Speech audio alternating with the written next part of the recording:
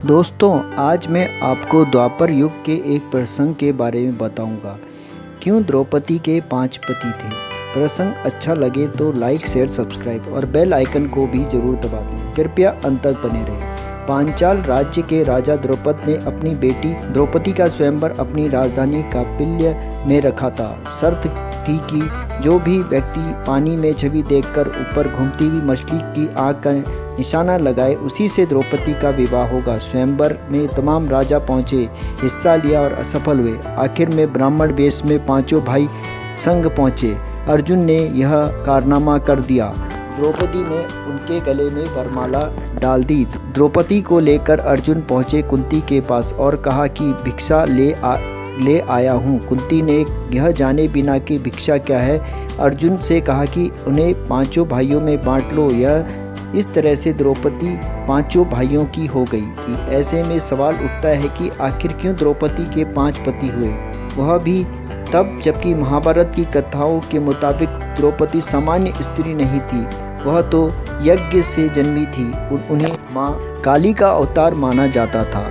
इसका महाभारत की ही एक कहानी में मिलता है। द्रौपदी ने योग्य वर की लालसा में महादेव की साधना की थी। महादेव प्रसन्न हुए तो द्रौपदी ने उनसे कहा कि मैं अपने लिए योग्य वर चाहती हूँ। महादेव ने पूछा, तुम्हारे मुताबिक योग्य वर के क्या गुण होना चाहिए। द्रौपदी ने अपने पति में 5 गुण चाहे। उन्होंने कहा, मेरा पति धर्म का प्रतीक हो, उसमें हनुमान जैसी शक्ति हो, वह परशुराम जैसा धनुर्धर हो, ऐसी सुंदरता हो कि समय भी उसके लिए ठहर जाए और अतुल्य सहन शक्ति हो। महादेव ने द्रौपदी की इच्छा पूर्ति का वरदान दिया। हालांकि ऐसी व्यक्ति में मिलना बेहद मुश्किल थे, कहें कि नामुमकिन है। लिहाजा द्रौपदी स्वयंवर में भले ही अर्जुन द्वारा जीती गई, लेकिन उन्हें 5 भाइयों के साथ रहना पड़ा, क्योंकि वे इन्हीं गुणों के प्रतीक थे। युधिष्ठिर धर्मराज थे, भीम महाबली, अर्जुन धनुर्धर, नकुल बेहद सुंदर और सहदेव में सहन शक्ति अतुलनीय थी।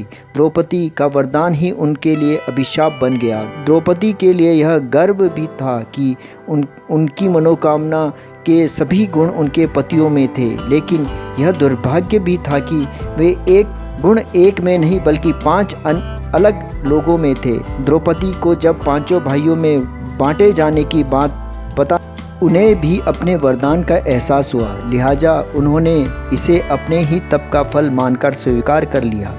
हालांकि स्त्री लज्जा की खातिर उन्होंने एक वक्त में एक पति के साथ ही रहने का नियम बनाया था। प्रसंग अच्छा लगा तो कृपया चैनल को लाइक, शेयर, सब्सक्राइब। आपका अपना मुकेश 1104 कहानी वाला। धन्यवाद।